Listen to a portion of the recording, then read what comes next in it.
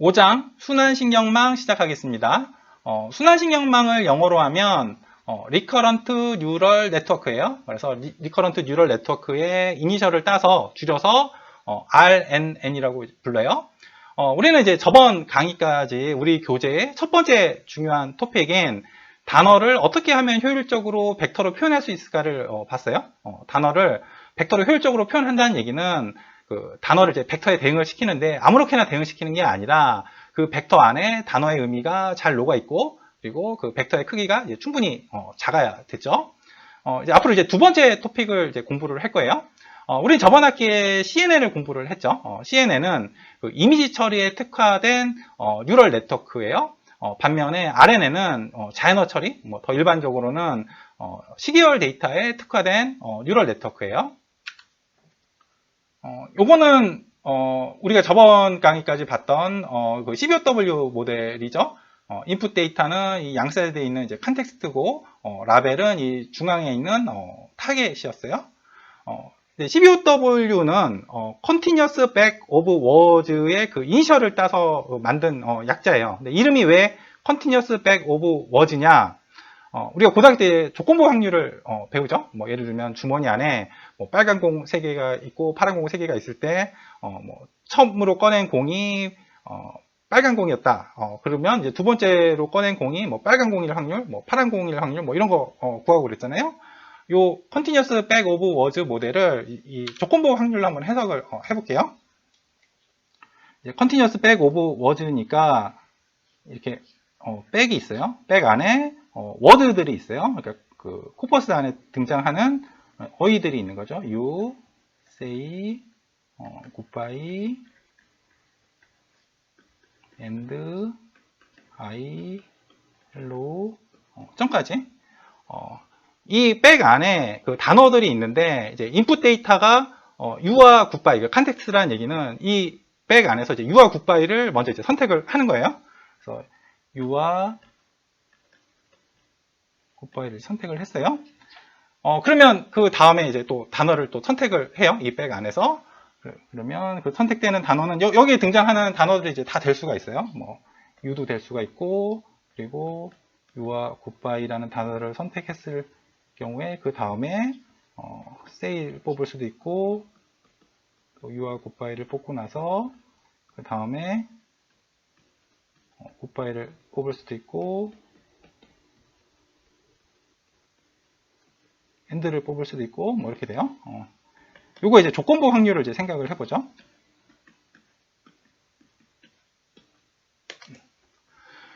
이제 우리가 학습을 시키고 나면 지금 you와 goodbye 그 사이에 있는 그 타겟이 지금 say잖아요. 그러니까 라벨이 이제 say이기 때문에 뉴럴 네트워크에다가 이제 인풋 데이터를 이제 컨텍스트 you와 goodbye를 집어넣으면 뉴럴 네트워크는 이제 뭘 출력을 하냐면 이 코퍼스에 등장하는 그 어휘들 위해서 이제 확률 분포를 이제 출력을 하게 될 거예요.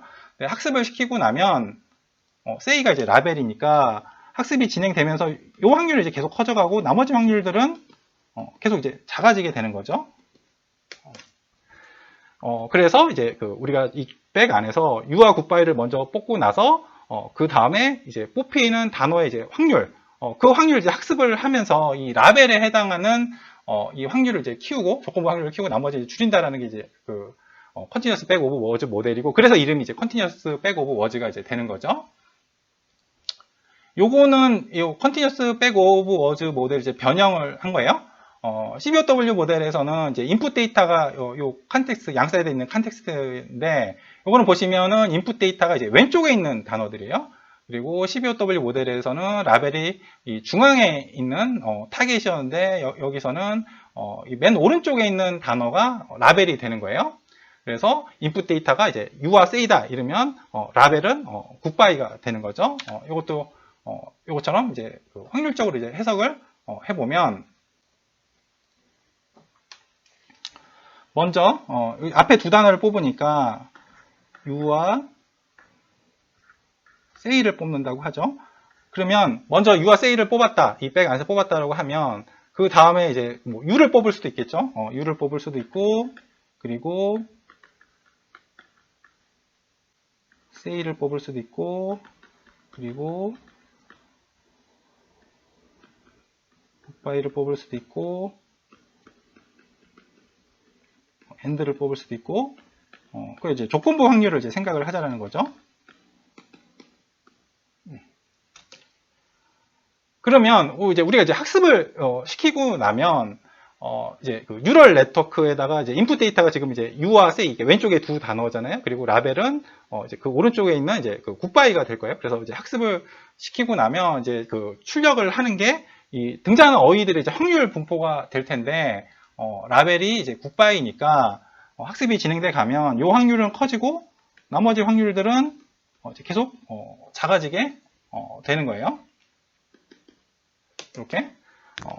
그래서 이렇게 이제 CBOW 이제 모델을 이제 변형을 하면 이제 언어 모델이라는 걸 이제 얻을 수가 있어요. 언어 모델은 정확하게 이거예요. 그러니까 어떤 단어가 있으면 그 다음에 등장하는 단어들, 이제 후보들은 이제 그 코퍼스에 등장하는 이제 그 어휘들일 텐데 거기에 이제 확률을 이제 부여를 하는 거죠. 근데 이제 가장 높은 확률에 대응하는 단어가 이제 어떻게 보면 이제 문장이 이제 가장 자연스럽게 이제 만들어지는 거죠. 언어 모델은 이 단어 시퀀스의 조건부 확률을 할당을 이제 방금 전에 본 거죠. 조건부 확률을 할당해가지고 가장 자연스러운 단어 시퀀스를 찾아내는 거예요. 그래서 이렇게 그 학습을 시킬 때 예를 들면 이제 U와 say가 이제 그 인풋 데이터면 이제 라벨이 이제 굿바이잖아요. 그래서 그 다음에 등장할 그 확률들이 그러니까 뉴럴 네트워크가 이제 예측하는 확률들이 이제 그 굿바이가 이제 그 높게 되는 거죠. 뭐 you say you 이러면 굉장히 이제 불자연스러운 문장이잖아요. 뭐 그럴 경우 이제 you가 이제 확률이 굉장히 이제 낮게 되는 거죠. 그래서 이 언어 모델을 이제 이용을 해서 이 뭐 기계 번역, 오타 교정, 음성 인식, 문장 생성에 이제 응용을 할 수가 있어요. 예를 들면 I took a bus를 이제 번역을 한다고 이제 생각을 해볼게요. 먼저 규칙 기반으로 번역을 한다고 생각을 해보죠.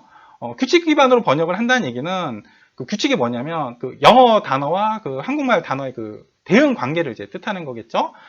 그렇게 규칙 기반으로 이제 번역을 하면 뭐가 문제가 되냐면 took는 이렇게 그 탔다라는 한국말하고도 대응이 되지만 태운다라는 그 한국말하고도 이제 대응이 되잖아요. 그래서 규칙 기반으로 번역을 하면 I took a bus는 나는 버스를 탔다로도 번역이 될 수 있지만 나는 버스를 태운다라고도 이제 번역이 될 수가 있어요. 근데 우리가 앞에서 본 뭐 CBOW 모델 이제 변형한 것 같은 경우에는 이 그 코퍼스 안에 이 버스를 태운다라는 그 시퀀스는 이제 없을 거 아니에요. 그러니까 이 학습을 시키고 나면 인풋 데이터가 이제 버스를이라고 하면 이제 뉴럴 네트워크가 그 코퍼스에 등장하는 그 단어들 이제 확률 분포를 출력을 해낼 텐데 요 태운다의 확률은 지극히 낮고 탔다의 확률이 이제 굉장히 높겠죠. 이제 학습이 충분히 되고 나면. 그래서 I took a bus 같은 경우에는 이 규칙 기반을 할 경우, 그러니까 그 영어 단어를 이제 한국말 단어랑 이제 매치를 해가지고 그 규칙으로 이제 번역을 하면 오른쪽으로도 번역이 될 수 있지만 왼쪽으로도 번역이 될 수가 있어요. 그런데 이제 기계 학습을 하게 되면 이 오른쪽의 조건부 확률보다 왼쪽의 조건부 확률이 압도적으로 크기 때문에 I took a bus를 이제 기계 번역을 하게 되면 나는 버스를 탔다로 이제 번역이 되는 거죠. 다음은 선생님이 교실로 불이 나게 달려왔다. 이건 이제 타이핑 치다가 그 잘자로 이제 오타가 난 거죠. 역시 이제 그 기계 학습을 하게 되면 그 학습하는 그 코퍼스 안에 이 불이 나게 달려갔다라는 시퀀스는 등장하지 않을 거 아니에요. 그래서 인풋 데이터를 불이 나게를 넣으면 그 출력하는 확률 분포가 달려갔다보다 달려갔다가 이제 압도적으로 높게 나올 거예요. 그래서 선생님이 교실로 불이 나게 달려갔다라고 이렇게 타이핑을 치게 되면 인공지능이 찰떡같이 알아듣고 선생님이 교실로 불이 나게 달려갔다로 이제 교정을 해주게 되는 거죠. 그리고 우리가 그 말을 할 때 발음이 뭉개질 수가 있잖아요. 나는 맛있는 메론을 먹는다 라는 의도로 말을 하는데 나는 맛있는 메론을 먹는다 이렇게 그 롱인지 론인지 좀 그 발음이 뭉개져가지고 애매하게 들릴 수가 있어요. 역시 학습하는 코퍼스 안에는 맛있는 메롱이라는 이제 시퀀스는 등장하지 않을 거기 때문에 학습을 하게 되면 이 오른쪽 조건부 확률보다 이제 왼쪽 조건부 확률이 이제 압도적으로 크게 돼서 이렇게 그 나는 맛있는 메론을 먹는다라고 이제 애매하게 발음을 해도 인공지능은 찰떡같이 알아듣고 나는 맛있는 메론을 먹는다라고 이제 이해를 하게 되는 거죠. 그리고 어떤 그 단어가 있을 때 그 다음 단어가 뭐 말도 안 되는 그 단어들도 있지만 그 다음에 등장하는 단어가 이제 자연스러운 단어들도 사실 한 가지만 있는 건 아니죠. 여러 가지가 이제 등장할 수가 있는데 그러니까 우리가 그 문체를 아주 단순하게 이해를 하면 그 작가가 그 어떤 단어 다음에 그 자연스럽게 등장할 수 있는 단어들 중에서 유독 선호하는 단어가 있을 거예요. 그게 어떻게 보면 그 작가의 이제 문체라고 우리가 이제 단순하게 이제 이해를 할 수가 있을 거예요. 그래서 뉴럴 네트워크를 셰익스피어의 작품으로 이제 학습을 시키고 나면 우리가 처음에 이제 단어를 그냥 선택을 해요. 그러면 그게 이제 인풋 데이터가 되는 거죠. 그러면 그 뉴럴 네트워크가 그 단어들의 이제 그 확률 분포를 만들어낼 텐데 이제 확률이 제일 높은 게 셰익스피어가 그 유난히 선호하는 그 단어의 이제 선택이 될 거예요. 그래서 그 확률 분포를 따라서 그 다음 단어를 이제 선택을 하고 또 그 단어를 또 인풋 데이터로 넣고 그 다음에 등장하는 단어들이 이제 어떤 확률 분포를 만들어내는지 또 뉴럴 네트워크가 예측을 할 거고, 그리고 또 역시 가장 높은 확률에 대응하는 단어가 셰익스피어가 선호하는 단어일 거고, 이런 식으로 확률 분포를 따라서 이게 단어들을, 그 다음 단어들을 계속 선택을 해나가는 거예요. 그렇게 되면, 결국에는 이 인공지능이 그 셰익스피어의 문체로 이제 글을 쓰게 되는 거예요. 작곡도 비슷하죠. 어떤 이제 음정이 있다 이러면 그 다음에 등장하는 그 음이 이게 뭐 말도 안 되는 그 음이 있을 수도 있는데 뭐 그냥 그 불협화음처럼 안 들리는 그런 음도 이제 몇 가지가 있을 수 있잖아요. 근데 어떤 작곡가가 이제 그 어떤 그 선호하는 스타일이라는 게 어떤 음이 있으면 그 다음 음을 그 자연스럽게 들리는 아름답게 들리는 그 음의 후보들 중에서 유난히 선호하는 이제 선택이 있을 거 아니에요. 역시 이제 뭐 바하의 이제 그 악보로 이제 뉴럴 네트워크를 학습을 시켰다 이러면 처음에 음을 우리가 딱 선택을 하게 되면 그게 이제 인풋 데이터가 되는 거죠. 그래서 이 뉴럴 네트워크가 이제 또 그 다음 음에 대해서 이제 확률 분포를 만들어낼 텐데 이제 제일 높은 확률의 음이 이제 바하가 이제 선호하는 그 음이 되는 거예요. 그래서 이제 그 다음 음을 선택을 하고 역시 그 다음에 그게 또 인풋 데이터가 되고 그러면 이제 또 뉴럴 네트워크가 그 다음 음들의 이제 확률 분포를 만들어낼 거고 거기서 또 가장 높은 확률의 음이 또 바하가 이제 선호하는 음이 될 거고 이런 식으로 음을 이제 계속 만들어서 이제 음계를 만들어 가면 그게 이제 그 바하 스타일의 이제 곡이 되는 거예요. 이렇게 12OW 모델을 변형을 해서 언어 모델을 만들었어요. 12OW 모델은 입력 데이터가 양 사이드에 있는 컨텍스트고 라벨은 중앙에 있는 타겟이었는데 이 12OW 모델을 이제 변형을 해서 입력 데이터는 그 왼쪽에 등장하는 컨텍스트고 라벨은 맨 오른쪽에 등장하는 이제 단어가 됐어요. 그래서 이 12OW 모델을 변형한 뉴럴 네트워크를 이제 학습을 시키고 나면 우리가 이제 컨텍스트를 이제 입력을 하고 나면 뉴럴 네트워크는 그 컨텍스트 그 다음에 등장할 단어들의 이제 그 확률 분포를 이제 출력을 하게 되는 거죠. 그래서 그 단어 시퀀스들에 대해서 이제 조건부 확률을 이제 부여하게 되는 거고 그게 바로 이제 언어 모델이었어요. 근데 이렇게 12OW 모델을 변형한 언어 모델이 이제 문제가 있어요. 탐이 그의 방에서 TV를 보고 있어요. 메리가 그 방에 들어왔고 메리가 안녕 하고 누군가에게 인사를 했어요. 그러면 그 누군가를 이제 예측을 한다고 하면 우리가 이제 앞에서 그 12OW 모델 같은 경우에는 이제 윈도우의 크기를 이제 고정을 하잖아요. 그래서 이걸 이제 변형한 요 뉴럴 네트워크에서도 그 컨텍스트의 크기가 이제 고정이 돼 있죠. 요 예에서는 이제 컨텍스트의 길이가 이제 2개예요.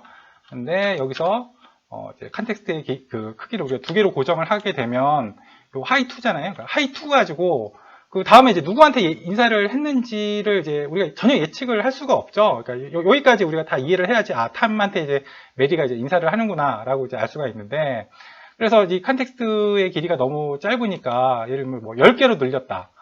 그래도 역시 이 탐은 그 컨텍스트에 이제 포함이 안 돼서 그 앞에 그 컨텍스트 10개만 보고서는 누구한테 인사를 했는지 도저히 이제 예측을 할 수가 없죠. 그래서 이제 컨텍스트를 이제 18개로 늘리면 이제 탐이 포함이 돼서 그 다음에 이제 탐을 이제 예측을 할 수가 있는데 탐이 이제 요거처럼 그 앞에 그 두 문장에 이제 포함될 수도 있지만 뭐 앞 페이지에 나올 수도 있잖아요. 그래서 뭐 컨텍스트를 우리가 뭐 한없이 늘릴 수는 없고 일단 우리가 그 컨텍스트의 길이를 이제 딱 고정을 할 거 아니에요? 그러면 그 고정된 길이보다 그 앞에 등장을 하면 그 다음에 이제 예측을 이제 도저히 이제 할 수가 없는 거예요. 그리고 또 다른 문제는 이 같은 경우는 이제 그 컨텍스트가 you와 say고 이제 라벨은 이제 그 goodbye가 되겠죠. 근데 이제 인풋 데이터를 you say로 넣나 say you로 넣나 사실 그 매트릭스 멀티플리케이션을 거치고 이제 평균을 하게 되면 동일하게 돼요. 왜냐하면 그 평균은 그 순서에 이제 상관이 없잖아요. 근데 그 말이라는 게 그 단어의 순서가 굉장히 중요하죠. 그런데 이렇게 그 CBOW 모델을 변형한 모델에서는 USA를 넣나 SAU를 넣나 매트릭스 멀티플리케이션을 거치고 평균을 하게 되면 동일하게 돼서 이렇게 그 컨텍스트 안에서 그 단어의 순서가 완전히 이제 무시가 되게 된다는 거예요. 그래서 이 문제를 해결하는 게 요 리커런트 뉴럴 네트워크 순환 신경망이에요. 이렇게 생긴 뉴럴 네트워크인데 여태까지 그 공부한 뉴럴 네트워크하고 모양새가 이제 굉장히 다르죠. 우리가 여태까지 공부한 뉴럴 네트워크는 신호가 한 방향으로만 흐르잖아요. 근데 여기 보시면 이렇게 자기 자신으로 가는 이런 루프가 있어요. 우리가 일단 어떤 데이터를 이렇게 넣었어요. 그리고 나서 여기 이제 앞바인층을 거쳐서 요 은이층으로 들어가요. 그리고 이제 액티베이트를 하겠죠. 액티베이트를 하고 나서 그 신호를 이제 다음 층으로 전달하는 것뿐만 아니라 그 동일한 신호를 은닉층에서 자기 자신으로 또 그 신호를 전달해요. 동일한 신호를 이제 전달을 하고 그럼 이제 우리가 시계열 데이터니까 이제 그 다음 데이터를 또 넣을 거 아니에요. 그 다음 데이터를 넣으면 이제 또 앞바인 변환을 해요. 그리고 방금 전에 이제 은닉층에서 자기 자신으로 보낸 신호 있잖아요. 그 신호를 또 앞바인 변환을 해서 앞바인 변환한 두 신호를 갖다가 합치고 그 다음에 액티베이트를 해요. 그리고 나서 액티베이트한 신호를 다음 층으로 보내고 다음 층으로만 보내는 게 아니라 그 동일한 신호를 또 은닉층에서 자기 자신으로 또 보내요. 그리고 그 다음 데이터가 또 들어오게 되면 앞바인층을 거치게 되고 이제 방금 전에 은닉층에서 이제 자기 자신으로 보낸 그 신호를 또 앞바인 변환을 해서 이 앞바인 변환된 두 신호를 합치고 액티베이트를 하고 그 동일한 신호를 이 다음 층과 자기 자신으로 이제 보내게 되는 거예요. 이걸 간략하게 그리면 이제 이런 다이어그램이 되는데 우리가 지금 시계열 데이터니까 이게 인덱스가 타임 t예요. 그래서 이제 0초일 때는 이제 x0라는 데이터가 들어오게 되면 이게 일단 앞바인 변환을 거치게 되고 그 다음에 여기서 이제 그 액티베이트가 되고 그 다음에 이제 출력이 되는데 그 다음 층으로만 보내는 게 아니라 이 은닉층에서 자기 자신으로 또 보내게 되는 거예요.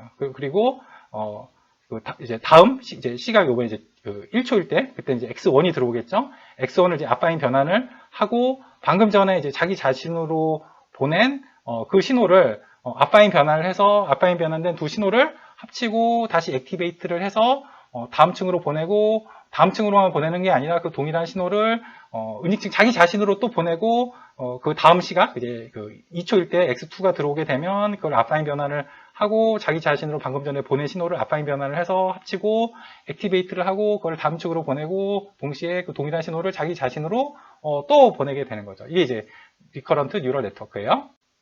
여기 H는 히든 스테이트의 이니셜이에요. 그러니까 은닉층 그 히든 레이어에서 다음 시각으로 이제 신호를 보내잖아요. 그걸 이제 그 신호를 이제 히든 스테이트라고 부르는데 이 다음 출력층으로 보내는 그 신호랑 그 다음 시각에 은닉층으로 보내는 신호랑 이제 동일하다고 했죠. 그래서 동일하게 이 HT가 되는 거 시각 T에서의 방금 전에 본 그 다이어그램인데 이거를 이제 우리가 이제 여태까지 본 뉴럴 네트워크하고 이제 비슷한 모양으로 이렇게 풀어 헤칠 수가 있어요. 요게 0초일 때, 1초일 때, 2초일 때, t초일 때예요. 그래서 이제 그 0초일 때 x0라는 데이터가 들어오면 앞바인 변환을 거쳐서 이제 은닉층으로 들어가게 되고 액티베이트를 하면 이제 H0가 이제 출력이 되겠죠. 히든 스테이트가 다음 층으로만 출력되는 게 아니라 동일한 신호 H0를 그 다음 시각의 은닉층으로 또 그대로 이제 신호 전달이 되는 거예요. H0를 1초일 때는 X1이라는 데이터가 들어오게 되고 이걸 이제 앞바인 변환을 하고 이제 전 시간 0초일 때 보내온 그 H0 히든 스테이트를 앞바인 변환을 해서 두 신호를 합치고 액티베이트를 하면 그 이제 그 H1이 될 테고 H1을 다음 출력층으로만 보내는 게 아니라 그 다음 시각에 은닉층으로도 이제 보내요. 그래서 이제 H1이 다음 시간에 은닉층으로 이제 전달이 될 텐데 다음 시각 이제 2초일 때는 X2라는 데이터가 들어오게 되면 앞바인 변환을 하게 되고 전 시각 그 1초일 때 이제 그 보내온 H1 히든 스테이트를 앞바인 변환을 하고 두 신호를 합치고 또 액티베이트를 해서 H2를 이제 그 다음 층으로 보내고 다음 시각에 은익층으로도 이제 동일한 신호 H를 이제 보내게 되는 거죠. 이걸 이제 계속 반복해 나가는 거예요. 그래서 이 리커런트 뉴럴 네트워크가 우리가 이제 그 앞에서 본 그 C5W 모델을 변형한 언어 모델의 문제점을 이제 상당히 이제 해결을 할 수가 있어요. 그러니까 C5W 모델의 이제 문제점이 이제 컨텍스트를 딱 지정을 해주고 나면 그 컨텍스트의 이제 앞에 등장하는 단어에 관한 이제 정보가 이제 사라진다라는 거였잖아요. 그런데 이 그 리커런트 뉴럴 네트워크는 그 0초일 때 또 1초일 때 그 정보가 한참 시간이 지나도 이게 계속 이렇게 뱅글뱅글 이렇게 돌면서 물론 그 정보는 이제 점점점 이렇게 그 줄어들게 되겠지만 하여튼 계속 남아있게 되는 거거든요. 그래서 이 컨텍스트를 이제 딱 지정을 해주면 그 앞에 등장하는 것들은 정보가 이제 날아가게 되지만 이 리커런트 뉴럴 네트워크에서는 작더라도 그 정보가 이제 계속 남아있게 되는 거예요. 그리고 또 다른 문제가 이제 그 우리 말이 그 단어의 순서가 이제 그 굉장히 중요한데 이 컨텍스트 안에 그 단어의 순서가 이제 무시된다고 했잖아요. 요 같은 경우는 이제 그 이제 0초일 때, 1초일 때, 2초일 때 이렇게 넣으면 어떻게 그 이제 최근에 관한 정보가 이제 사실 더 많이 남고 있고 이제 먼 과거의 정보들은 이제 많이 그 줄어들어 있겠죠. 그래서 이 순서가 이제 그 기억이 되는 거예요. 그러니까 최근 정보가 이제 더 중요하게 인식을 하게 되는 거고 먼 과거의 정보는 이제 덜 중요하게 생각을 하게 되는 거죠. 그리고 그 리커런트 뉴럴 네트워크는 그 액티베이트 할 때 쓰는 그 활성화 함수가 시그모이드 함수가 아니라 하이퍼볼릭 탄젠트 함수예요. 그러니까 1학년 미적분학 시간에 하이퍼볼릭 탄젠트를 배우는데 뭐 지금 기억은 아마 잘 안 나실 거예요. 그러니까 1학년 때 배우고 아마 그동안 한 번도 안 쓰셨을 텐데 이제 선명하게 뭐 기억하는 게 오히려 더 이상한 거죠. 하이퍼볼릭 탄젠트 함수는 이제 이렇게 정의가 되는데 그 그래프가 이 시그모이드 함수랑 이제 굉장히 비슷해요. 요게 시그모이드 함수고 요게 탄젠트 하이퍼볼릭 탄젠트 함수의 이제 그래프인데 둘 다 이렇게 철사를 이렇게 부드럽게 이어 붙인 형태가 되잖아요. 근데 시그모이드 함수는 이게 정근선이 이제 그 0과 1이어 가지고 그 센터가 이게 2분의 1이에요. 하이퍼볼릭 탄젠트 함수는 정근선이 마이너스 1과 1이어 가지고 그 센터가 그 0이 되게 돼요. 그래서 이 시그모이드 함수하고 하이퍼볼릭 탄젠트 함수는 그래프 모양은 비슷하지만 그 센터가 어떻게 보면 하이퍼볼릭 탄젠트 함수는 이렇게 그 중심, 그 0으로 중심 이동을 이제 한 거다라고 이제 생각을 할 수가 있어요. 이제 데이터, 시각 t에서 데이터 xt 가 이렇게 그 들어오게 되면 처음에 이제 아파인 변환을 한다고 했죠. 이게 이제 아파인 변환을 할 때 쓰는 웨이트 매트릭스예요. 그러니까 여기 보시면 인덱스 xh니까 그 데이터 x에서 이제 그 히든 레이어 h로 간다 했을 때 xh 이렇게 쓰고 그 다음에 요거는 이제 행렬이고 그리고 그 왼쪽에 이 행벡터를 이제 곱해주게 되겠죠. xt는 이제 데이터가 되겠죠. 그래서 이렇게 이제 아파인 변환을 하게 되고 이 전시각에서 그 은닉층에서 보내온 신호가 있을 거 아니에요? 이제 전시각이니까 이제 t-1이라고 이제 인덱스를 썼고, 이제 히든 스테이트니까 앞에 이렇게 h라고 썼어요. 이 전시각에서 보내온 이 히든 스테이트를 역시 이제 아파인 변환을 해요. 이건 이제 히든 스테이트에서 히든 스테이트로 가기 때문에 웨이트 매트릭스를 WHH라고 썼어요. 요거는 행렬이고, 요 히든 스테이트는 지금 행벡터가 되는 거죠. 그래서 이 아파인 변환을 하게 되고, 그러니까 아파인 변환이니까 여기 지금 편향 벡터가 또 있어야 되겠죠. 이렇게 아파인 변환을 두 개를 이제 하게 되면 뭐 사실 편향 벡터는 두 벡터를 이제 더해주는 거니까 그냥 하나로 써줘도 되죠. 그 다음에 이제 액티베이트를 이렇게 시그모이드 함수 중심 이동한 그 하이퍼볼릭 탄젠트 함수로 이제 액티베이트를 해서 이제 지금 시각 t에서의 이제 히든 스테이트를 얻어냈어요. 시각 t에서 히든 스테이트를 얻어내면 이제 그 다음 층으로 이제 보내는 거죠. 뭐 여기서 이제 아파인 변환을 하게 되는 거고 다음 층 이제 아파인 변환이어서 여기서 이제 히든 스테이트를 그 다음 시각에서의 이제 은닉층으로 이제 또 보내게 되고 보낸 그 HT가 요건 이제 요 자리에 오게 되고 이제 이걸 이제 계속 반복해 나가게 되는 거예요. 하이퍼볼릭 탄젠트 함수의 그래프를 수학적으로 그려볼게요. 어떤 함수의 이제 그래프를 수학적으로 그리려면 미분을 해야 되잖아요. 근데 이 함수를 뭐 한 번 미분하고 또 한 번 미분하려면 계산이 꽤 돼요. 그런데 이 하이퍼볼릭 탄젠트 함수는 이제 계산을 해보면 어떻게 얻어지냐면 이 시그모이드 함수를 y축을 따라서 적당히 평행 이동하고 x축과 y축을 따라서 적당히 확대 축소를 하면 이 하이퍼볼릭 탄젠트 함수를 얻어낼 수가 있어요. 이제 해보면 먼저 시그모이드 함수를 생각을 하죠. 그러면 정근선이 1과 0일 거고 중심이 이제 2분의 1이에요. 요걸 이제 중심을 이제 그 원점으로 맞춰주죠. 그러니까 y축을 따라서 2분의 1만큼 평행 이동을 하죠. 이렇게 y축을 따라서 2분의 1만큼 이제 평행 이동을 하면 정근선이 이제 1이 2분의 1로 내려오고 0이 마이너스 2분의 1로 내려오고 중심이 2분의 1에서 0으로 내려올 거예요. 통분을 해보죠.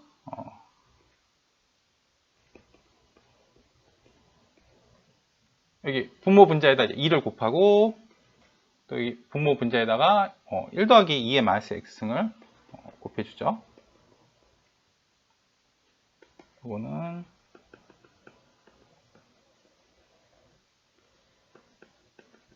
이렇게 되겠죠. 근데 이 하이퍼볼릭 탄젠트 함수의 이제 이 정의를 보면 2x승 더하기 2의 마이너스 x승 분의 2x승 빼기 2의 마이너스 x승이잖아요. 그래서 이제 형태를 맞춰주기 위해서 이 분모 분자에다가 2의 2분의 x승을 곱해줘요. 그러면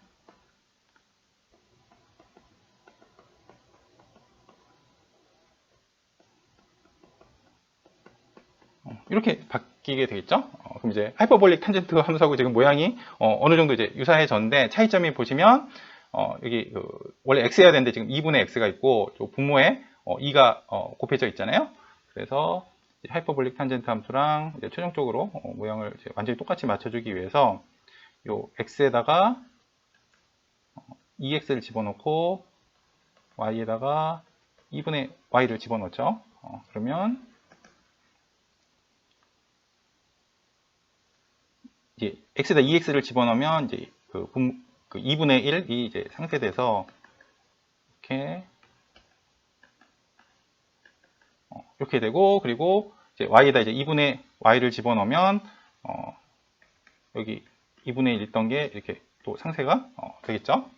그래서 최종적으로 이렇게 하이퍼볼릭 탄젠트 함수를 이제 얻어낼 수가 있어요. 그러면 우리가 y에다 2분의 y를 집어넣었으니까 y축으로 이제 2배 늘린 거죠. 그러면 이 정근선 2분의 1이 1로 늘어나게 되고 마이너스 2분의 1이 마이너스 1로 이렇게 내려가게 될 거예요. 그리고 x에다가 2x를 집어넣었다는 얘기는 x축으로 2분의 1배 축소했다는 얘기죠. 그러면 그래프가 이렇게 가파르게 바뀔 거예요. 그래서 이 시그모이드 함수를 이렇게 평행 이동하고 x축과 y축을 따라서 적당히 이제 확대 축소를 하면 딱 하이퍼볼릭 탄젠트 함수가 나오고 그 사실을 이용하면 이렇게 그 그래프를 이렇게 수학적으로 그릴 수가 있어요. 코드 볼게요. timelayers.py예요. 이 RNN 클래스인데 이니셜라이즈를 할 때 필요한 입력 인수가 인풋 데이터 x에 대해서 아빠인 변환을 하잖아요. 그러면 필요한 그 웨이트 매트릭스가 있겠죠. 그게 이제 wx고, 그리고 전 시각에서 흘러 들어온 히든 스테이트에 대해서도 이제 아빠인 변환을 해야 될 테니까 필요한 웨이트 매트릭스가 wh고, 그리고 편향 벡터는 하나만 있으면 되죠. 원래 그 인풋 데이터하고 전 시각에서 흘러 들어온 히든 스테이트에 대해서 각각에 대해서 이제 아빠인 변환을 하면 이제 편향 벡터가 2개가 필요한데 어차피 더하는 거니까 그 벡터 2개를 이렇게 더해서 이렇게 하나로 써주면 되겠죠. 그래서 이게 편향 벡터 B가 있을 거고, 그 다음에 페라메타스는 그러니까 우리 이제 그 코드가 이제 그 일관되게 이 페라메타들을 이렇게 그 리스트로 묶었죠. 그리고 그레디언트는 뭐 일단은 그 X에 액트하는 웨이트 매트릭스하고 쉐입이 동일한 그 제로 행렬을 만들고, 전 시각에 대해서 이제 흘러 들어온 히든 스테이트에 액트하는 웨이트 매트릭스랑 쉐입이 동일한 제로 행렬을 만들고, 편향 벡터하고 쉐입이 동일한 제로 벡터를 만들죠. 그리고 이제 순전파 하기를, 이제 순전파를 하려면 이게 흘러들어온 데이터 X하고 전 시각에서 그 흘러들어온 히든 스테이트가 필요하겠죠. 그래서 전 시각이기 때문에 이렇게 프리비어스를 이제 붙였어요. 그리고 요 파라메타스가 요 리스트인데 이제 각각의 이제 원소를 WX, WH 이제 B라고 놓고 그리고 요거는 이제 아파인 변화를 하겠다라는 거죠. 여기 H 프리비어스는 전 시각에 흘러들어온 히든 스테이트가 될 거고 그리고 이 곱해주기를 히든 스테이트 액트하는 웨이트 매트릭스를 곱해주고 그리고 요거는 인풋 데이터고요. 행벡터로 써주고 그리고 이 인풋 데이터에 대해서 액트하는 웨이트 매트릭스 이렇게 곱해주고 편향 벡터를 이렇게 더해주게 되는 거죠. 그러니까 요게 이제 아파인 변환을 한 값이 요게 이제 t가 되는 거예요. 이 t를 이제 그 액티베이트 하기를 활성화 함수를 이제 하이퍼볼릭 탄젠트 함수로 잡아서 이제 액티베이트를 하라는 얘기예요. 그래서 이거를 하이퍼볼릭 탄젠트 함수로 액티베이트를 하고 나면 그다음에 이제 히든 스테이트인데 그게 이제 넥스트 그 다음 시각으로 이제 보내는 그 히든 스테이트가 되겠죠. 그리고 동시에 이제 출력하게 되겠죠. 그 위로 이렇게 이제 h 넥스트를 이제 얻고 요거를 이제 이렇게 리스트로 캐시로 이제 묶어요. 입력 데이터하고 전 시각에서 흘러 들어온 히든 스테이트하고 다음 시각으로 보내는 히든 스테이트 그리고 동시에 이제 출력을 또 하게 되겠죠. 그리고 리턴하기를 요 다음 시각으로 보내는 히든 스테이트를 리턴을 하라는 거예요. 그 다음에 이제 역전파 내용인데 이제 역전파를 우리가 그 구하려면 이 하이퍼볼릭 탄젠트 함수를 미분을 해야 되겠죠. 그래서 우리가 1학년 때 미적분학 시간에 공부한 이 쌍곡 함수를 좀 더 체계적으로 한번 복습을 해볼게요. 하이퍼볼릭 사인 함수는 이렇게 정의를 하고요. 그리고 하이퍼볼릭 코사인 함수는 이렇게 정의를 해요. 그리고 하이퍼볼릭 탄젠트 함수는 마치 우리가 삼각함수에서 이제 탄젠트가 이제 코사인분의 사인이잖아요. 그래서 하이퍼볼릭 코사인분의 하이퍼볼릭 사인으로 정의를 해요. 그러면 요 2가 이제 그 소거가 될 거고 이제 우리가 방금 전에 정의로 삼았던 거죠. 또는 다르게 쓰면 위아래다가 뭐 2x승을 곱해주면 이제 이렇게 써질 수가 있어요. 이 그래프는 이렇게 그 방금 전에 본 하이퍼볼릭 탄젠트 함수는 이렇게 생겼고 그리고 하이퍼볼릭 사인 함수는 요 빨간색이에요. 그 단조 증가하고 원점을 지나고 그리고 하이퍼볼릭 코사인 함수는 이렇게 그 포물선 모양처럼 이제 비슷하게 생겼어요.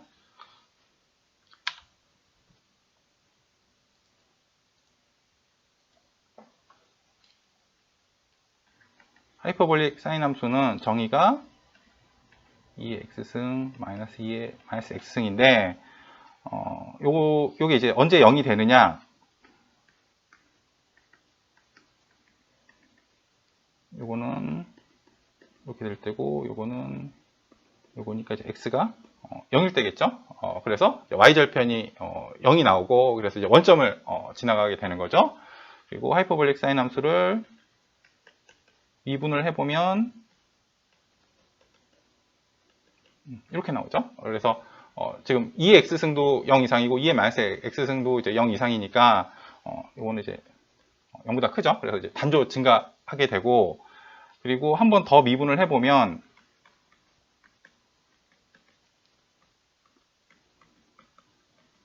이렇게 되죠.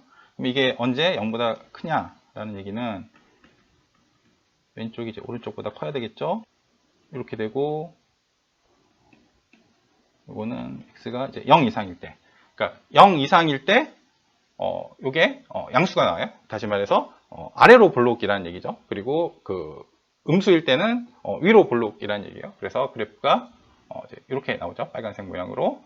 그리고 하이퍼볼릭 코사인 함수는 사실 그래프 그리는 게 더 쉬운데 하이퍼볼릭 코사인 함수는 정의가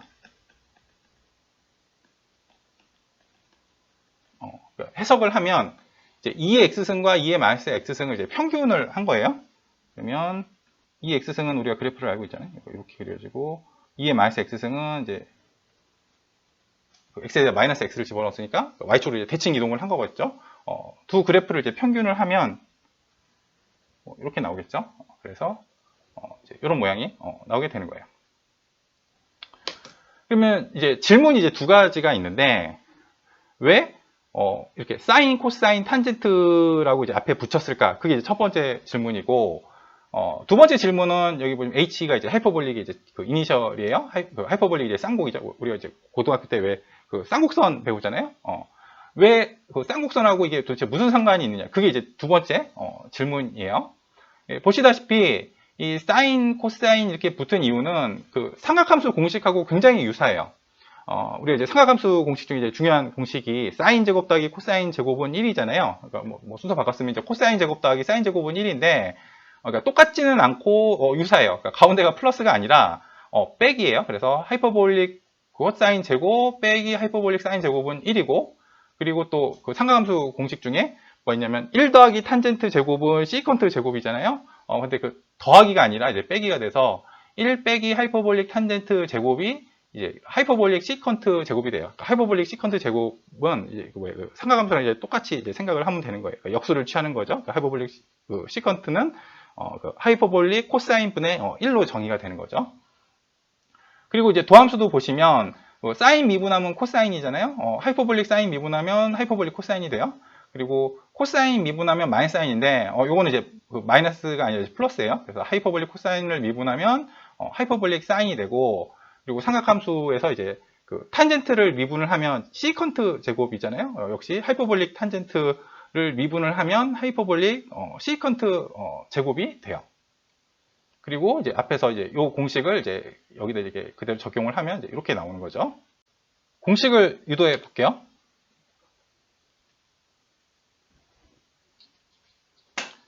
먼저 정의를 쓰면 하이퍼볼릭 함수는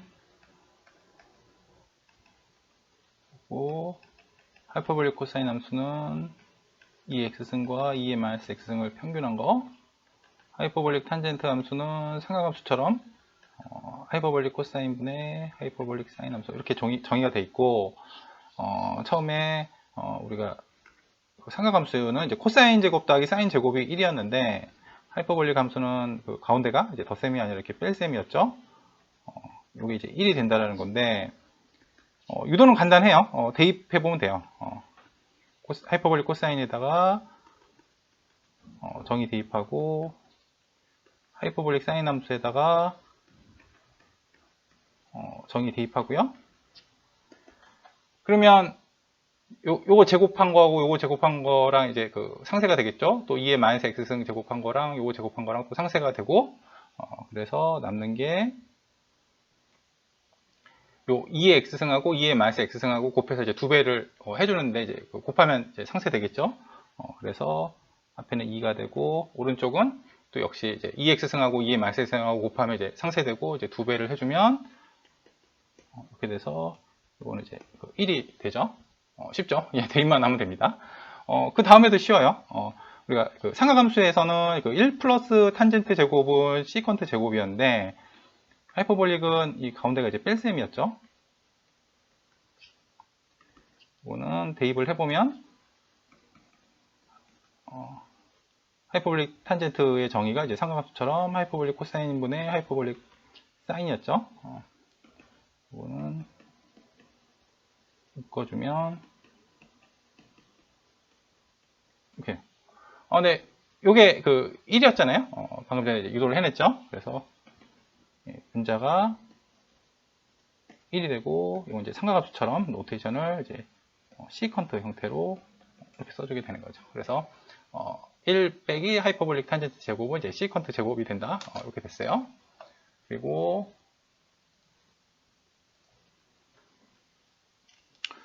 도함수 유도해 볼게요. 하이퍼볼릭 사인을 미분을 하면 정의가 미분하면 속미분하면 이제 마이너스 1이 앞으로 튀어나올 테니까 이렇게 될 텐데, 이게 이제 하이퍼볼릭 코사인의 정의였죠. 그리고 하이퍼볼릭 코사인을 미분을 하면 역시 속미분하면 마이너스 1이 튀어나와서 이렇게 되고, 이게 하이퍼볼릭 사인이 되고,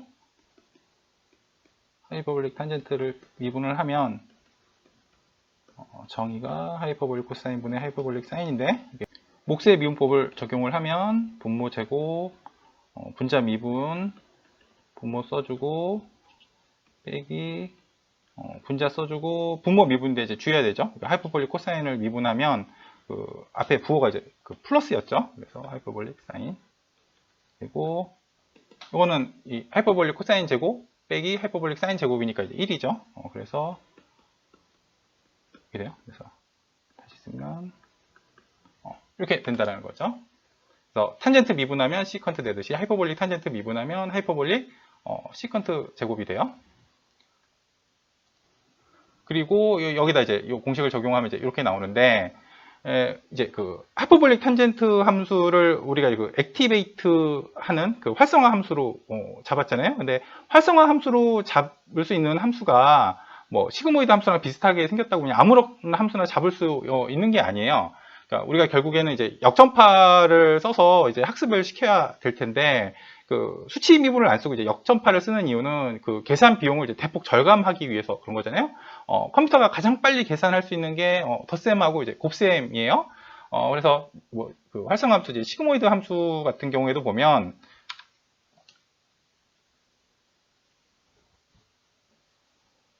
y가 1 더하기 2 마이너스 x는 1이다 이러면 이걸 이제 미분을 하면 y 곱하기 1 마이너스 y였거든요.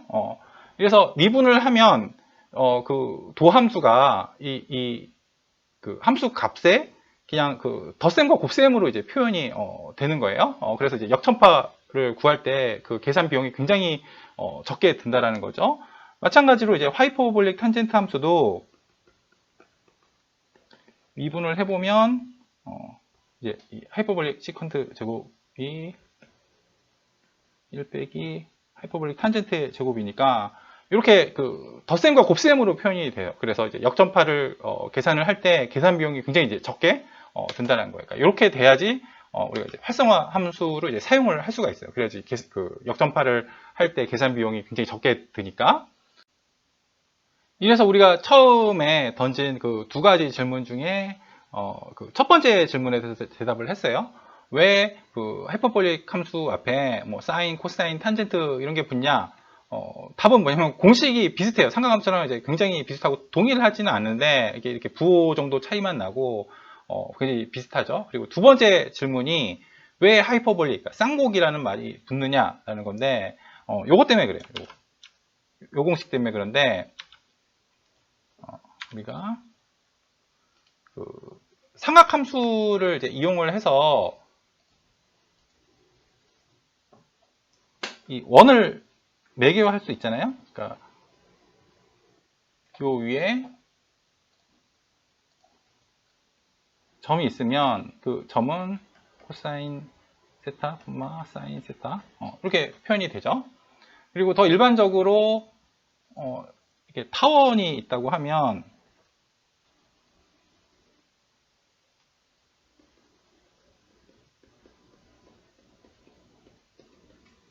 그러면 요 위에 점은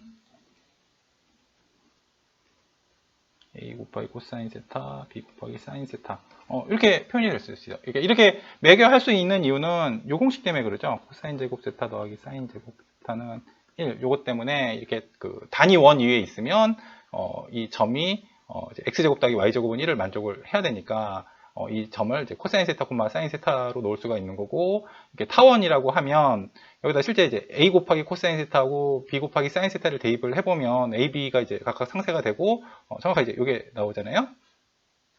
그리고 고등학교 때 이제 원하고 타원 배우고 나면 그 다음에 이제 쌍곡선 배우잖아요. 쌍곡선 a제곱분의 x제곱 마이너스 b제곱분의 y제곱 1 이렇게 있으면 이 쌍곡선을 매개하려면 이제 어떤 식으로 매개가 되냐면 이 점이 이렇게 있으면 a 곱하기 하이퍼볼릭 코사인 세타, b 곱하기 하이퍼볼릭 사인 세타 이렇게 써질 수가 있어요. 이것도 뭐 때문에 그러냐면 공식 때문에 그러죠. 하이퍼볼릭 코사인 제곱 세타 빼기 하이퍼볼릭 사인 제곱 세타는 1 이걸 만족을 하기 때문에 여기다 이제 실제로 대입을 해보면 a하고 b가 상쇄가 되고 남는 게 하이퍼볼릭 코사인 제곱 빼기 하이퍼볼릭 사인 제곱 1 이렇게 나오잖아요. 그래서 요 등식을 만족을 하기 때문에 쌍곡선 위에 있는 점을 이렇게 그 하이퍼볼릭 코사인과 하이퍼볼릭 사인을 통해서 이제 매개를 할 수 있어요. 그러니까 요약을 하면 원 또는 타원은 이제 삼각함수로 이제 매개를 하고, 그리고 쌍곡선은 이 하이퍼볼릭 함수를 써서 매개를 해요. 그래서 요 이름이 이제 하이퍼볼릭이라는 말이 붙어요. 그래서 이니셜 이렇게 h가 붙는 거죠. 하이퍼볼릭 탄젠트 함수의 도함수를 유도를 했어요. 하이퍼볼릭 탄젠트 함수를 y라고 놓으면 y'은 1 y 제곱이었죠. 이걸 이용을 해서 역전파를 구해 볼게요. 계산 그래프예요. h 프리비어스, 전 시각에서 흘러들어온 히든 스테이트가 있을 거 아니에요. 그걸 이제 h 프리비어스라고 하면 앞바인 변환을 해야 되니까 그 h 프리비어스에 액트하는 웨이트 매트릭스 wh가 있을 거고, 그걸 이제 곱해 주죠. 그리고 데이터 x가 이렇게 흘러 들어오면 이 데이터에 대해서도 앞바인 변환을 해야 되니까 데이터 x에 액트하는 웨이트 매트릭스 wx를 이제 곱해주고, 그 둘을 더하고, 그리고 편향 벡터도 더해줘요. 그래서 이제 여기까지가 이제 앞바인 변환을 해주는 거고, 그 다음에 이제 앞바인 변환을 하고 난 그 값을 이 하이퍼볼릭 탄젠트 함수를 써서 이제 액티베이트를 해줘야 되겠죠. 그래서 액티베이트를 하고 나면 이제 다음 시각으로 보내는 히든 스테이트가 나올 거예요. 그걸 이제 h next라고 놨고, 그래서 이 h next를 다음 시각으로 보낼 뿐만이 아니라 이렇게 출력을 해주죠. 그리고 이제 역전파는 이제 다음 시각에서 이제 그 미분이 흘러 들어올 거예요. 그 미분은 여기서 이제 출력을 해주는 게 그 h next니까 손실 함수를 h next로 미분한 그레디언트가 이제 흘러 들어오겠죠. 그리고 하이퍼볼릭 탄젠트 이제 노드를 통과를 해 갈 텐데, 하이퍼볼릭 탄젠트 함수를 미분한 게 하이퍼볼릭 탄젠트 함수를 이제 y라고 하면은 이제 1-y 제곱이니까 흘러 들어온 미분에다가 1-y 제곱을 이제 곱해 줘야 될 거예요. 그래서 이제 흘러 들어온 미분, 그러니까 손실 함수를 그 h next로 이제 미분한 거에다가 그리고 곱해주기를 1-y 제곱, 그러니까 그 y가 하이퍼볼릭 탄젠트잖아요. 하이퍼볼릭 탄젠트가 이제 액티베이트를 해서 그 출력되는 그 다음 시각으로 보내는 이제 히든 스테이트니까 이제 y는 ht, 그러니까 그 h next일 거예요. 그걸 이제 1-y 제곱, 그러니까 1-ht의 제곱을 해줘요. 그리고 우리가 만약에 데이터를 하나를 넣는다고 하면 이제 요건 이제 벡터가 될 거고, 데이터를 이제 여러 장을 넣는다고 하면 이제 행렬이 될 텐데, 이제 곱하기를 요 아다마르 프로덕트, 그러니까 그 각 원소들을 그냥 곱하기를 해주는 거죠. 그 행렬 곱하기식이 아니라, 그러니까 원원 번째는 원원 번째, 원투 번째는 원투 번째, 이렇게 그 각 위치에 있는 것들을 이제 곱해 주라는 얘기예요. 그걸 이제 dh라고 해서 이렇게 밑으로 흘려 보내죠. 그리고 이제 덧셈 노드니까 이제 그냥 그 흘러 내려가겠죠. 그리고 요 편향 벡터 같은 경우에는 이게 데이터를 이제 한 장을 넣을 경우는 그냥 더해주면 되는데, 데이터를 이제 여러 장 넣는 이제 배치 처리를 할 경우에는 이 편향 벡터를 이제 그 행렬에 이제 각 행에 그대로 이제 카피를 해서 더해주잖아요. 그러니까 사실은 이제 리피트 노드를 이제 적용을 하는 거예요. 그래서 이 리피트 노드의 이제 역전파는 그 썸 노드죠. 그래서 이제 각 열을 이제 다 더해주는 거예요. 그래서 그래야지 요 B 벡터 이제 그 쉐입이 맞겠죠. 그냥 미분을 하면 이제 행렬이 될 테니까 그 행렬을 그 각 열을 다 더해줘서 이렇게 벡터로 만들어 준 게 그게 이제 DB가 될 거고, 그다음에 위쪽으로 그 내려간 그 그레디언트는 이 덧셈 노드를 역시 그대로 통과를 해가겠죠. DT예요. 그리고 이 행렬 곱층이니까 행렬 곱층은 이제 엇갈려서 곱하잖아요. 그래서 그 웨이트 매트릭스 WH에 대한 그레디언트, 요거는 이제 흘러 들어온 미분 DT에다가 이제 엇갈려서, 그러니까 요 H 프리비어스를 여기다가 트랜스포즈 해줘서 이제 곱하죠. 그러면 요게 나올 거고, 그 다음에 이제 밑에 가는 것도 역시 엇갈려서 곱하죠. 흘러 들어온 미분 DT에다가 요 웨이트 매트릭스 WH를 트랜스포즈 해줘서 이제 곱하게 되면 이제 H 프리비어스에 대한 이제 미분이 나오게 되는 거죠. 그리고 요 밑에를 보시면 여기는 이제 지금 DT예요. 그걸 이제 곱하기 노드를 역시 거쳐 가니까 엇갈려서 곱하게 될 거 아니에요. 그래서 이렇게 가면 요거는 이제 엇갈려서 이제 그 흘러 들어온 미분에다가 요 x를 트랜스포즈해서 곱해주게 되는 거고, 요 데이터에 대한 미분은 역시 엇갈려서 요 그 웨이트 매트릭스 WX를 트랜스포즈해서 흘러 들어온 미분에다가 이제 곱해 주라는 얘기예요. 여기 이제 역전파가 되는 거죠. 아까 미처 못 봤던 역전파 구현하는 코드 볼게요. 요 백워드 메서드죠. 우리가 역전파를 하려면 흘러 들어온 미분이 필요할 거 아니에요?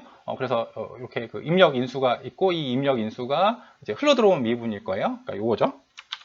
손실 함수를 그 hnext로 미분한 그레디언트일 거예요. 그리고 이 파라메타스는 위에 이렇게 그 리스트를 만들어 놨죠. 그래서 wx는 데이터 x에 액트하는 웨이트 매트릭스고 wh는 히든 스테이트, 그러니까 전 시각에서 이제 흘러 들어온 히든 스테이트에 대해서 액트하는 웨이트 매트릭스일 거고, 이거는 편향 벡터예요. 캐시는 우리가 순전파를 할 때 이런 튜플을 만들어 놨죠. x는 요 인풋 데이터고, h 프리비어스는 전 시각에서 흘러 들어온 히든 스테이트고, h 넥스트는 다음 시각으로 보내는 히든 스테이트가 될 거예요. 그리고 요거는 요거죠. 그러니까 요거예요.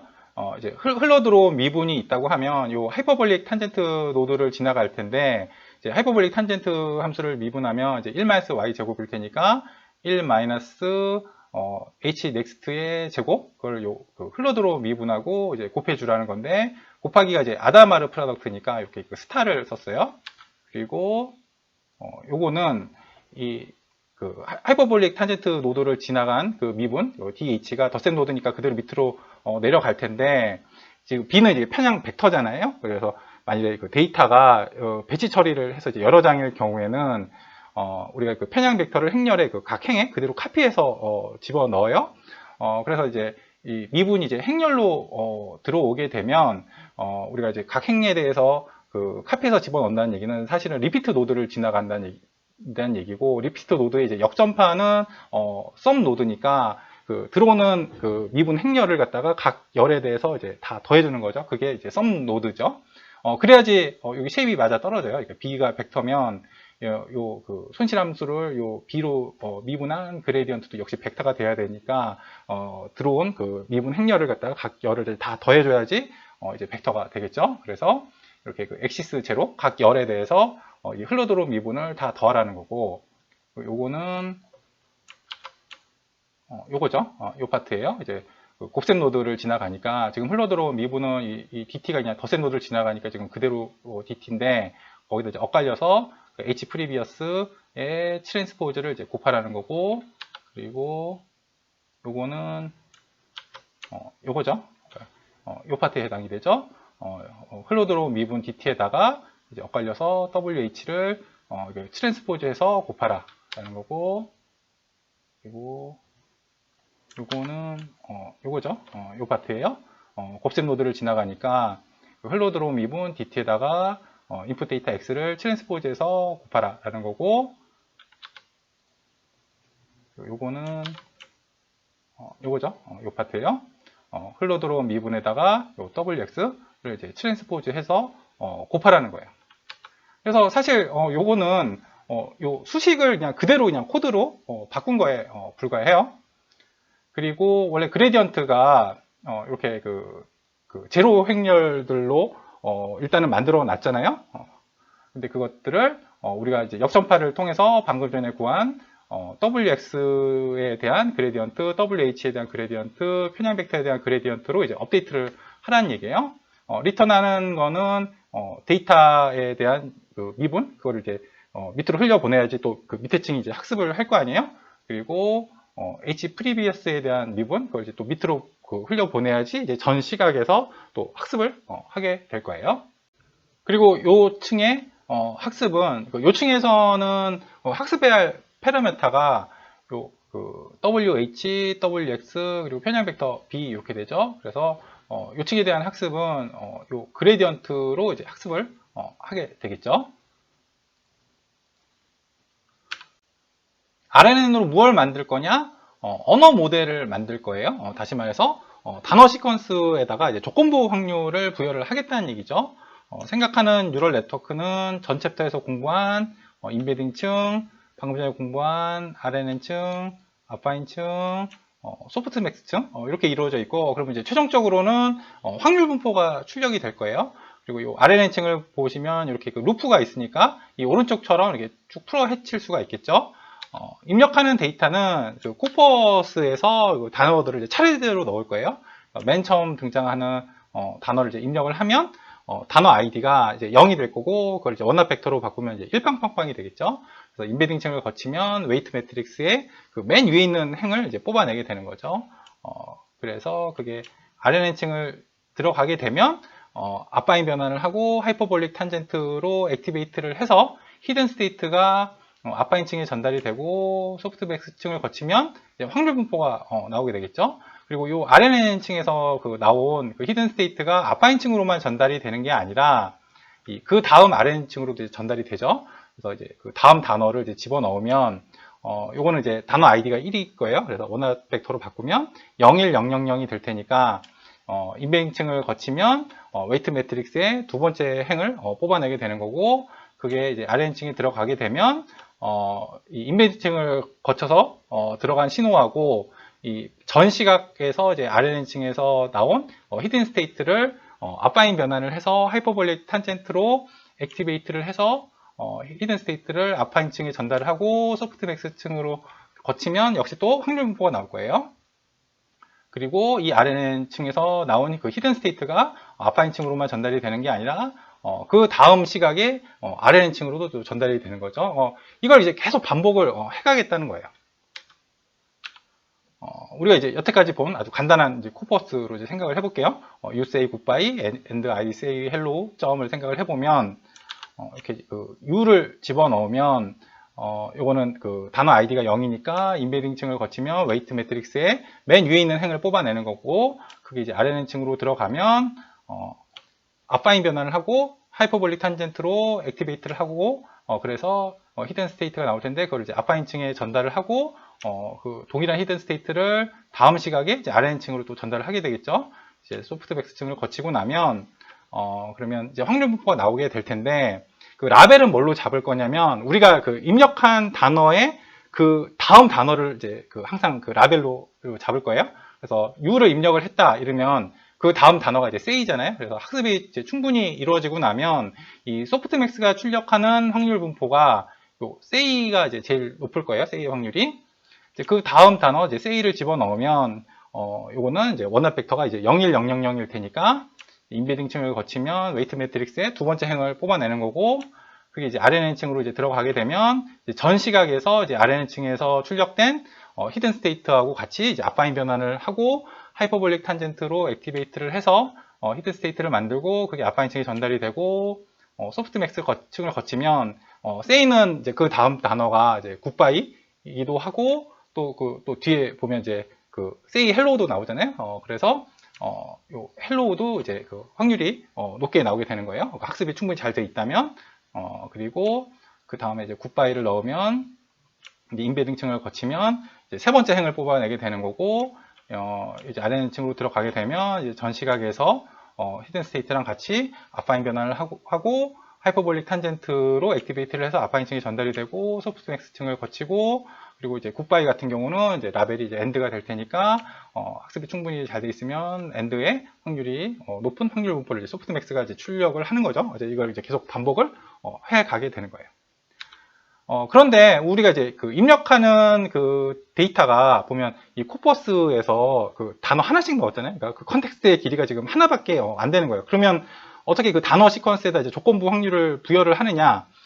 이 RNN층을 보면 이게 계속 그 순환을 하게 되잖아요. 그래서 시간이 많이 흐르더라도 우리가 단어를 하나씩만 넣었지만은 그 과거에 그 넣은 그 단어의 정보가 계속 남아있게 되는 거예요. 우리 앞에서 왜 CBOW 모델을 이제 그 변형한 어도 모델에서는 그 컨텍스트의 그 길이를 이제 딱 정해놨잖아요. 그러면 그 컨텍스트보다 이제 앞에 등장한 그 단어에 관한 정보는 이제 날아가기 때문에 그 단어가 막 그 다음 단어를 예측하는데 이제 중요한 요소가 된다고 하면 그 다음 단어를 이제 예측할 수가 없는데, 요 같은 경우에는 이제 그 과거의 정보, 그러니까 좀 많이 떨어진 정보 그 같은 경우에는 정보의 크기가 이제 작게 되겠지만 하여튼 이제 계속 남아있게 되는 거죠. 그래서 이제 그 컨텍스트의 길이를 이렇게 딱 정하지 않아도 이렇게 그 먼 과거의 정보가 계속 남아 있게 된다라는 거고, 그리고 이 CBOW 모델을 변형한 언어 모델에서는 이제 단어의 그 순서가 이제 무시가 됐잖아요. 이게 평균을 거치면서. 근데 이 같은 경우는 순차적으로 이렇게 집어넣기 때문에 그 최근 정보가 이제 그 먼 과거의 정보에 비해서 훨씬 더 이제 중요한 역할을 하게 되는 거예요. 그래서 그 순서가 이제 반영이 되는 거죠. 이렇게 해서 이제 만든 RNN 언어 모델을 이용을 해서 그 단어의 시퀀스에다가 이제 조건부 확률을 이제 부여를 할 수가 있다라는 거예요.